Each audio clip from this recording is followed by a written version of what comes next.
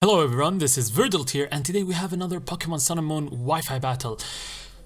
The last battle was against the Passerby. It wasn't that good of a battle, but this time we have a very good player with a very scary team. Outside of Silvally, all of them are legit good Pokemon and pre-bank OU. On our side, we have Oricorio, a commanding baton passing set, which is a pretty good set in my opinion. It can set up on a lot of things, like not a gimmick. It's legit not a gimmick. It's a good set. It can set up on Celesteela. It can set up on Toxapex. It can set up on Skarmory. It can set up on a lot of things, and it baits. Like the only super effectives are Stone Edge and Ice Beam, and with those two, or I mean, you know, Rock and Ice, and you don't see those two a lot in OU stab. You see them a lot. Everyone has Hidden Power Ice, but no one has a stab Ice Beam. That's not a thing you see everywhere. And the stab Stone Edge outside of Tyranitar, I can't think of another stab Stone Edge. So anyways, so this is the team. Let's not make the intro too long, and let's roll the intro.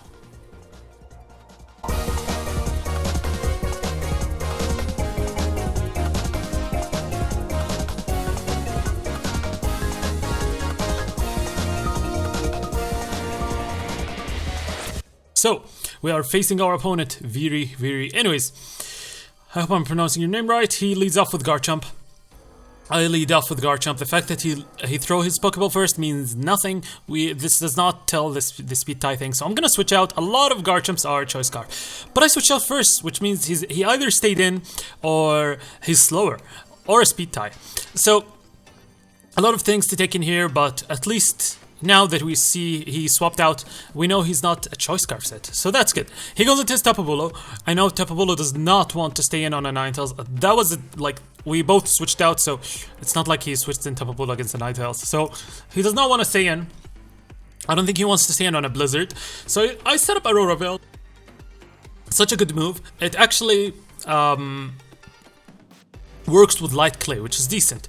He goes to Tapu Fini. Now I can stay actually against a Tapu Fini and click Freeze Dry, but I figured, you know what, Tapu Fini doesn't hit hard, so I'm going into my Oricorio on setup now. Now my setup is kinda too soon. It was too soon because first of all, we don't know the typing of Silvally, which is a bulky Pokemon, by the way.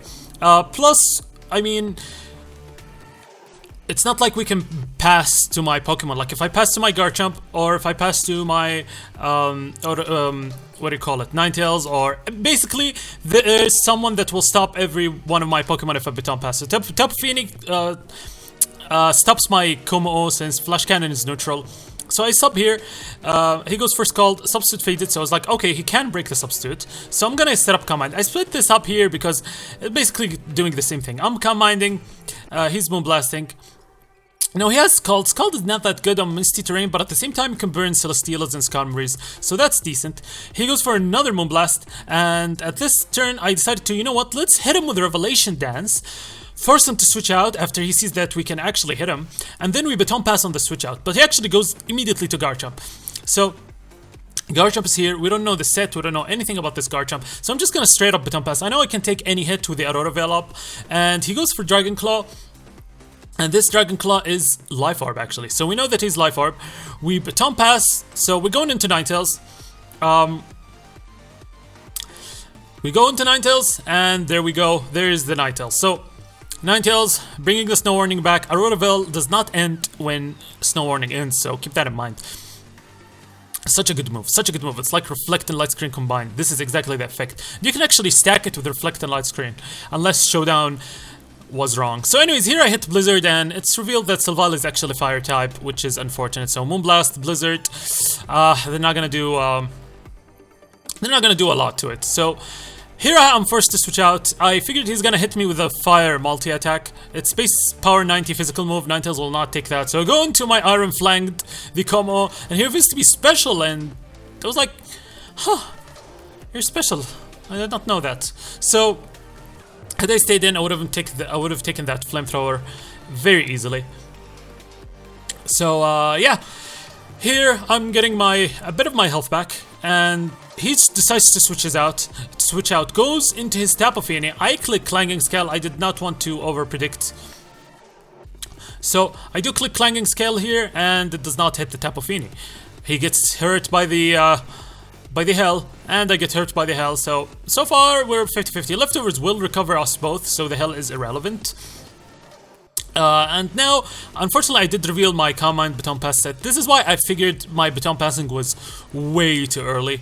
Way too early. Anyways, I have to switch out. Like I said, this Como is the necessary switch to Scissor. We can't have Scissor do that to us. So here I sack Phil Dunphy. We've already revealed our set. We can barely substitute. So unfortunately it didn't do much, but we have another battle where it does some work. It's gonna come up next. So here I go into my Satalunta to figure it out. You know what? I wanna set up my Aurora Veil. Actually, I think I decided to hit him with Freeze Dry first. So I go for Freeze Dry and I get a critical hit. That critical hit sort of matters because I'm putting him in range. He goes for Scald, and I figured, okay, since I hit him with Freeze Dry now, I scared him. I will scare him out. He does not want to stay in against my Freeze Dry. The next one's not going to kill, but it will be very close. Tapu Fini, it's kind of a bad commander in my opinion because it does not have rest or anything. It just combines straight up. No rest, nothing. No recover, nothing. So here I set up my Aurora Veil. Such a beautiful animation. And he decides to go into his Silvally, and this Silvally obviously I can't touch at all. So I decide to swap out and go into my Kappa Pride, my specially defensive Muck. Look at the beautiful rainbow colors. He goes for Flamethrower, and that does nothing. And yeah, that actually does nothing for Staff Flamethrower. Absolutely nothing. And I decide to click Knockoff here because you know, this guy is probably gonna die to the Knockoff. He goes for Flamethrower, and here's something interesting. I hit him with a Knockoff, and his item's not knocked off. That's a bit weird, actually. I mean, the items for Como are weird. So basically, he does not get the damage from Knockoff, but at the same time, he does not get the boost. It's not like Arceus, he doesn't get a 20% boost. He just gets the stab boost and that's it. Which sucks a bit, but because this thing is not offensive whatsoever. It's bulky, but it's not offensive. Anyways, I take it out with Shadow Sneak. Dies. Goes onto his Garchomp. I figured, you know what, my Aurora Veil is up. He's probably gonna click Earthquake. And I figured my Garchomp may be faster, he may be an Adamant one, or it's a Speed tie. Anyways, he's gonna think that I'm Scarfed Garchomp anyways, since I haven't revealed this thing and since I switched out first. And he's probably gonna go into one of his fairies for this. So I decided here to click the Draco Meteor actually, because if he switches into a fairy type, I'm not gonna lose my special attack. So he goes into Tapu Bolo, and here comes the beast. Mega Evolution. Here comes Garchomp. This thing is getting even worse by this gen because the speed is immediately calculated, so you can't Mega Evolve and head Tapu later with Poison Jab since he'll be slower, but I still love it. Look at that chest. Who wouldn't love that big chest and big jaw? And I hit him with a Poison Jab. Boom. There goes the Tapu Bolo. Goodbye. I do get a critical hit. I'm not sure if this is relevant. I do have 170 170 attack, so yeah, I think the Tapu Lele crit is more important than this one. I don't think this one matters. So he goes into Garchomp, and I'm like, you know what? Let's just stay in. Just for the sake of being the Alpha Garchomp. We're not quitting like last time. If he wants to bring his Garchomp against our Garchomp, we're staying. So catch this Draco. We eat the Dragon Claw, Life Orb Dragon Claw up. Thanks to the Aurora Veil, so thank you Ninetails in the back. Secret MVP. Hit him with the Draco. Get rid of the Garchomp. This is nice. Now, he goes into his Scissor right now, and I figured, you know what, I have Fire Blast. It doesn't matter if I miss the Fire Blast, because he's probably gonna SD this turn, knowing that my special attack has dropped. So I'm gonna click Fire Blast, and even if it misses, it's gonna scare him not to SD again, and he will Bullet Punch me immediately, and then I can go into Como, which can take any hit, and retaliate with Flamethrower. So I just go for Fire Blast, and luckily I do land it, it does not miss. He goes for Sword Dance. Fire Blast does not kill. Scissor, like I said, is a huge threat to my team. Luckily, I do have Flamethrower Como, so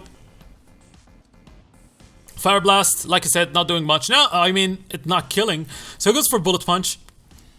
Gets rid of my Parthenax, and so rest in peace, Parthenax. And here, I decide to go into my Como, and I discover something sucky. I do not have Flamethrower. I have Focus Blast. Focus Blast is not good pre-bank. Until bank is open and Heatran comes around, you should not have Focus Blast in my opinion. This is just my opinion. So I have to land the Focus Blast here, otherwise I'll lose. And luckily I do land the Focus Blast. Honestly, the best moveset is Clanging Scale, Flamethrower, Flash Cannon, and Substitute. Or if you don't want Substitute, you can put Focus Blast. It's still a good stab, but it's a move that misses, and there's no reason to click Focus Blast in this generation. I mean, in before bank is open. Goes into this thing, I figured I'm gonna Flash Cannon it, but it hits me with a Psychic and gets the boost. That's a bit dangerous. Here I'm hoping it does not have Power Gym. If it had Power Gym, that would be a bit tough. I go into my Cup of Pride again, my specially defensive, and I do have a Stab knockoff, which is such a good thing to have. He hits me with Thunderbolt, which means he does not have Power Gym. That's good. I figured he's stashed since I'm not seeing the Life Orb. I hit him with knockoff, and no item is knocked off, and I'm like, oh no, don't tell me Z move. Don't tell me Z move, and there we go, the Z move, and I'm like, oh crap, and I see the poison animation, I'm like, okay, thank god, it's not, at least it's not the rock or electric Z move, since it's gonna be neutral. He hits me with a stab one. Maybe stab acid dumper is actually stronger than a stab electric move. I don't know, I'm not sure, because this, like, I mean, the stab multiplies by a lot. Muk looks super hilarious mid animation, but I can live that. I hit him with a knockoff and it doesn't kill. Obviously he has the Z crystal, and this is why he's not being knocked off. By the way, wouldn't it be cool if the Z crystal replaced the ability instead of the item slot? That would be, I think that would be more useful. It wouldn't be OP because stuff like Landorus will not have it. They need their Sheer Force and Intimidate, but stuff like let's say Rapidash with its shitty ability will gain a lot from this. Anyways, goes into his Tapu Fini. What I should have done here actually is click knockoff, not Gunk Shot, because Gunk Shot can miss, and if it starts combinding up because I'm missing my Gunk Shot, I would lose. But knockoff gets rid of his only source of recovery, and Ninetails is guaranteed to kill with Freeze Dry. But I do click Gunk Shot and I miss. He does not click Combine, which is like, it's like, I don't blame him because he doesn't know if I have Poison Jab or Gunk Shot, so he just clicks Moonblast. But I would have personally clicked Combine because this is the only way I could possibly win. I do have Marowak in the back, which can't touch Tapu Fini since it's slower. Here I go into my Satalunta, which I'm thinking, wait a minute, should I set up Aurora Veil and let Marowak kill this thing with Shadow Bone, or should I just straight up attack? I'm like, okay, he can't do more than 50% to me, let's just attack. Because I was afraid of the special attack drop when I set up Aurora Veil and I want to be able to kill him. Here he goes for Moonblast, and we do live that, and he gets the special attack drop, so I think it's a good thing I clicked Freeze Dry. But I was afraid he would crit me actually, and crit would kill from that range. However, we don't get unlucky, and we hit him with another Freeze Dry. I mean, the first Freeze Dry crit sucked a bit for him. This is why I can kill him now. But at the same time, I did miss a Gunk Shot, so I would say they evened out. But then again, if you go into Pokemon with the mentality that the game is fair, you're not gonna enjoy the game. Anyways, guys, hopefully you enjoyed this. You'll see another battle with Oricorio doing work. And don't forget to leave your comments. I love to read comics. So, did I just say comics? I love to read. I don't actually read comics. I love to read comments, so see you guys next time.